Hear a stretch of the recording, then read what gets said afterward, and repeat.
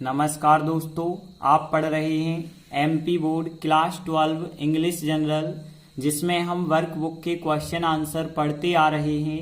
आज हम पढ़ेंगे लेसन 17 के महत्वपूर्ण क्वेश्चन आंसर।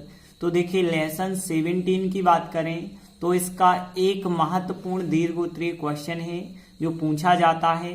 तो देखिए, यहाँ पे यह जो दीर्घ उत्तरीय क्वेश्चन है दो तरीकों से पूछा जा सकता है, या तो इस प्रकार अथवा इस प्रकार से पूछा जा सकता है। तो देखिए, हम समझ लेते हैं। तो देखिए, क्वेश्चन क्या है, ऑन व्हाट, मतलब यहाँ पे ऑन मतलब पर होता है, व्हाट मतलब कोई चीज होती है या क्या होता है, तो किस चीज पर डज सहायक क्रिया द इम्प्रूवमेंट मतलब सुधार ऑफ योर इंग्लिश, आपकी अंग्रेजी का सुधार किस चीज पर डिपेंड मतलब निर्भर करता है। तो आपकी अंग्रेजी का जो सुधार होता है वो किस चीज पर निर्भर करता है, एक तो आपको ये बताना है। अथवा करके यह क्वेश्चन इस तरीके से भी पूछा जा सकता है कि व्हाट विल हेल्प यू, मतलब क्या चीज जो है आपकी सहायता करेगी टू इम्प्रूव, सुधारने के लिए, योर इंग्लिश, आपकी अंग्रेजी को सुधारने में कौन सी चीज आपकी हेल्प करेगी। एट द बिगिनिंग मतलब शुरुआती समय में, यदि आप शुरुआत से ही अपनी अंग्रेजी को सुधारना चाहते हैं तो कौन सी ऐसी चीज है जो आपकी हेल्प करेगी। तो देखिए, इस लेसन में बताया गया है कि हमारी अंग्रेजी का सुधार इस बात पे निर्भर करता है जहां हम रहते हैं। यदि हम अच्छे वातावरण में रहते हैं, अच्छे समुदाय में रहते हैं, अंग्रेजी बोलने वाले समूह में रहते हैं, तो हम अंग्रेजी जल्दी सीखेंगे। यदि हम अंग्रेजी रोज सुनते हैं तो भी अंग्रेजी जल्दी सीखेंगे। यदि हम अंग्रेजी बोलने वाले लोगों से मिलते जुलते रहते हैं तो भी हम अंग्रेजी जल्दी सीखेंगे। यह सब जो है करना आपको बहुत लाभदायक होगा। फिर भी यहाँ पे बताया गया है कि आप आसानी से अंग्रेजी नहीं सीख सकते, एक ही बार में तो बिल्कुल नहीं सीख सकते।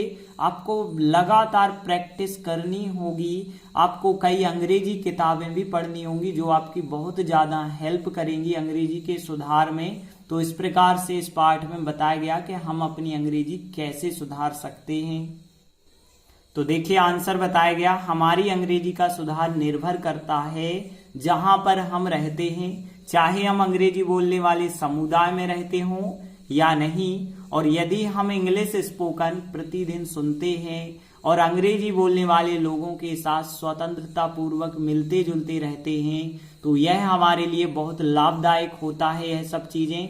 और इसके साथ साथ जो है आप एक ही बार में अंग्रेजी भाषा नहीं सीख सकते हैं, मतलब फिर भी हम कह सकते हैं यह सब करते हैं फिर भी आपकी जो संपूर्ण भाषा है वो एक बार में तो शुद्ध नहीं हो सकती है, आपको लगातार प्रैक्टिस करनी होगी। तो बताया गया आता है अंग्रेजी पुस्तकें पढ़ना भी हमें अत्यधिक सहायता करता है। तो देखिए, अब यह दीर्घ उत्तरीय क्वेश्चन है, एक एक लाइन का हम ट्रांसलेट करेंगे, बस आप अच्छे से समझते चलना। तो देखिए, पहली लाइन है हमारी अंग्रेजी का सुधार। देखिए, यहाँ सुधार को इम्प्रूवमेंट कहा गया है क्वेश्चन में, और आवर इंग्लिश मतलब हमारी अंग्रेजी का सुधार, का मतलब ऑफ लिखेंगे। तो देखिए, यहाँ पे लिखा है the improvement of your English लिखा है। अब यहाँ योर इंग्लिश की जगह आप क्या कर देंगे, हमारी मतलब आवर इंग्लिश कर देंगे। और डिपेंड यहाँ भी लिखा है तो डिपेंड आपको यहाँ भी लिखना होगा, निर्भर करता है। तो देखिए, यहाँ पे कैसे इस लाइन को आप ट्रांसलेट करेंगे, प्रेजेंट सिंपल है तो यहाँ सब्जेक्ट होगा सबसे पहले the improvement of our English. तो यहाँ पे देखिए the improvement of our English कर देंगे। और डिपेंड मतलब निर्भर करना होता है तो डिपेंड में एस लगाएंगे क्योंकि प्रेजेंट सिंपल है। तो द इम्प्रूवमेंट ऑफ आवर कर देना, वाई हटा देना, यहाँ आवर कर देना आवर इंग्लिश, और डिपेंड में एस लगा देना क्योंकि प्रेजेंट सिंपल है जहां पर हम रहते हैं। अब जहां के लिए क्या कहा जाता है, ध्यान देना, कहां, और जहां के लिए कहते हैं वेयर। तो यहाँ वेयर मतलब होता है कहां या जहां, और पर मतलब ऑन होता है तो ऑन वेयर मतलब जहां पर, ऑन वेयर जहां पर, वी मतलब हम, और लिव होता है रहना तो ऑन वेयर जहां पर, और फिर वी मतलब हम, और लिव मतलब रहते हैं तो ऑन वेयर मतलब जहां पर, वी लिव मतलब हम रहते हैं। तो देखिए, एक लाइन कैसे ट्रांसलेट की गई है, the improvement of our English, depend में एस लिखा, डिपेंड्स ऑन वेयर जहां पर, वी लिव हम रहते हैं। इसके बाद देखिए अगली लाइन, और चाहे हम अंग्रेजी बोलने वाले समुदाय में रहते हो या नहीं। तो देखिए एंड और चाहे के लिए जो शब्द होता है वो ध्यान देना वेदर होता है। ध्यान देना वेदर की स्पेलिंग अच्छे से आप ध्यान रखना, WHETHER वेदर। एक वेदर मौसम भी होता है लेकिन यहाँ स्पेलिंग अलग है। तो एंड वेदर और चाहे, वी मतलब हम, और फिर इंग्लिश स्पीकिंग अंग्रेजी बोलने वाली कम्युनिटी मतलब होता है संप्रदाय। तो आप ध्यान देना कम्युनिटी का मतलब होता है संप्रदाय या समूह भी कह सकते हैं। तो इंग्लिश स्पीकिंग कम्युनिटी मतलब अंग्रेजी बोलने वाला समुदाय। इन मतलब हो गया मैं, रहना मतलब लिव हो गया, और या के लिए क्या कहते हैं, और कहते हैं, और नॉट या नहीं हो जाएगा।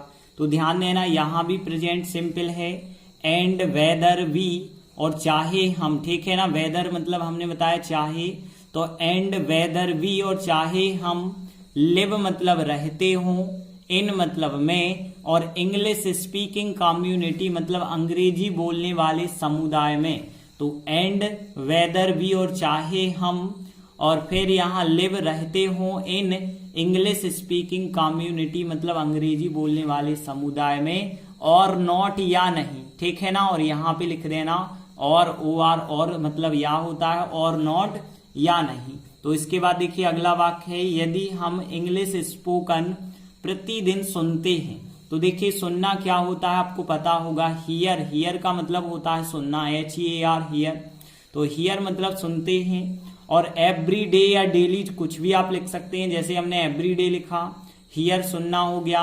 इंग्लिश स्पोकन को इंग्लिश स्पोकन, हम मतलब वी, इफ मतलब यदि होता है, तो इफ भी यदि हम हियर सुनते हैं और फिर इंग्लिश स्पोकन सुनते हैं, और एवरी डे मतलब प्रतिदिन सुनते हैं। तो देखिए इस प्रकार से प्रेजेंट सिंपल फिर है, तो इफ भी यदि हम हियर सुनते हैं, इंग्लिश स्पोकन सुनते हैं, और वो भी एवरी डे मतलब प्रतिदिन, और अंग्रेजी बोलने वाले लोगों से स्वतंत्रता पूर्वक मिलते जुलते रहते हैं।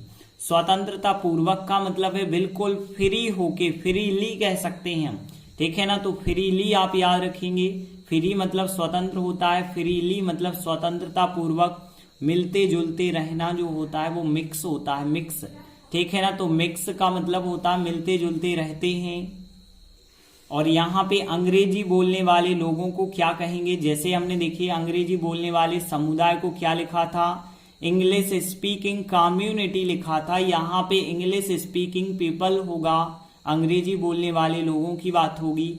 एंड मतलब और हो जाएगा, और किसी व्यक्ति से के लिए क्या लिखेंगे, विथ लिखेंगे, क्योंकि किसी व्यक्ति से कोई चीज आप करते हैं किसी व्यक्ति की हेल्प से, तो यहाँ पे से मतलब विथ होगा। तो यहाँ पे ध्यान देना, एंड मिक्स और मिलते जुलते रहते हैं, एंड मिक्स फ्रीली और स्वतंत्रता पूर्वक मिलते जुलते रहते हैं, विथ मतलब के साथ मिलते हैं, किनके साथ, इंग्लिश स्पीकिंग पीपल के साथ, अंग्रेजी बोलने वाले लोगों के साथ। तो देखिए इन 4 लाइनों को हम रिवाइज कर दें यदि, तो देखिए यहाँ पे पहली लाइन क्या थी, the improvement of our English, हमारी अंग्रेजी का सुधार, ये क्वेश्चन की लाइन थी बिल्कुल।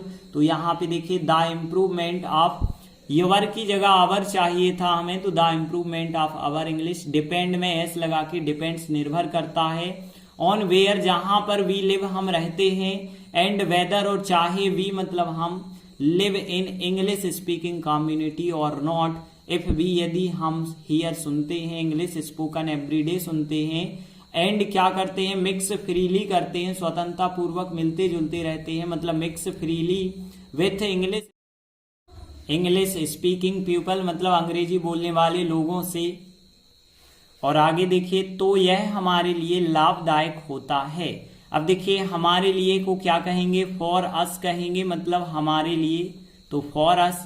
अब देखिए लाभदायक, लाभ को कहते हैं एडवांटेज, लेकिन एडवांटेजियस होता है लाभदायक, और इट मतलब हो जाएगा यह, तो इट हो गया, फॉर अस हो गया हमारे लिए, और एडवांटेजियस मतलब लाभदायक। तो देखिए वाक्य फिर कैसे बनाएंगे, इट और इज यहाँ पे होगी सहायक क्रिया, क्योंकि एक सामान्य सा प्रेजेंट है, तो इट इज मतलब यह है या होता है को सहायक क्रिया के द्वारा लिख दिया जाता है, इज का मतलब होता है, तो इट इज एडवांटेजियस, यह लाभदायक होता है, फॉर अस हमारे लिए, तो के लिए कोई ट्रांसलेशन नहीं होता है। It is advantageous for us, यह हमारे लिए लाभदायक होता है। इसके बाद देखिए आगे है, फिर भी संपूर्ण भाषा एक ही बार में शुद्ध नहीं हो सकती है। अब फिर भी के लिए आपको पता होगा, स्टिल कहते हैं, तो स्टिल मतलब होता है फिर भी।